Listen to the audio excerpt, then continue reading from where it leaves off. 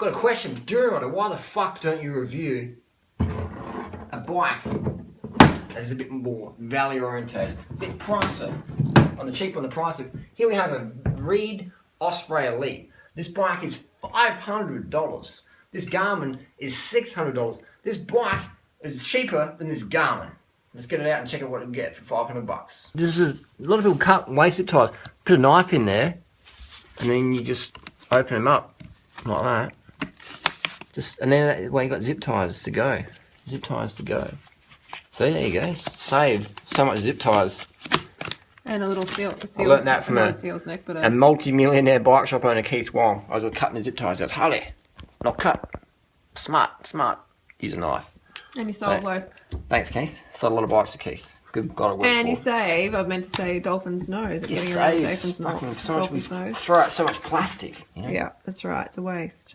So the bike's built up. Took me about 10 minutes to build it up. If you don't have experience building a bike, then let the local shop do it. The bars. First impressions, the bars fucking suck. I mean, they're just like, there's nothing. This is the only thing I like about the bike so far, the bars. I would prefer like a nice shallow drop bar. It's a nice shallow drop. This bar is sort of like, it's not good. It's got to reach out here. It's like a Superman bike. But otherwise, it feels pretty good. I put a drink bottle cage on there, put a pump on there, and I'm going to put a power meter on there. So let's get a power meter on this bad boy. So this bike comes with 170mm cranks. I prefer 175, so I've got a triple ring I'm going to put on. And I'm also going to put my Dura Stages power meter on the other side. So here we have the 170. Cranks are on. Power meters, that was going to be pretty suave. Power meters on, pedals are on.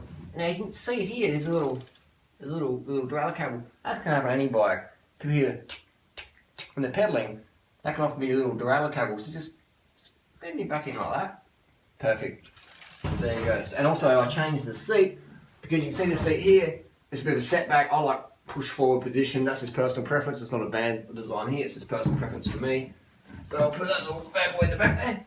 So there we go, we're race ready, got the cage on there, pump on there, power meter, pedals. This bike's pretty good, just don't like the bars. The bars really, they don't gel with me. The bike comes with reflectors. I don't run reflectors, I run lights, but they have that for the sale reasons, fair enough. The cassette's only got a 25, but has a long cage store on there which can handle a 32 or even a 34.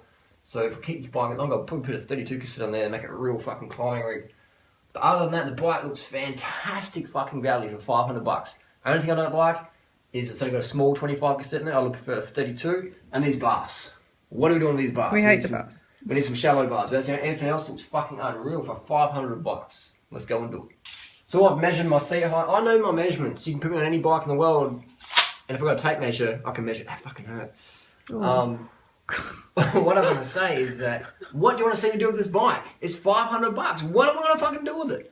Write down below what you want to see Duro do on a $500 road bike. And people say, hang on, $500. I just paid, $2,000 or $1,500. Got my Giant, got my Specialized, got my Trek. Why did I buy a $500 bike?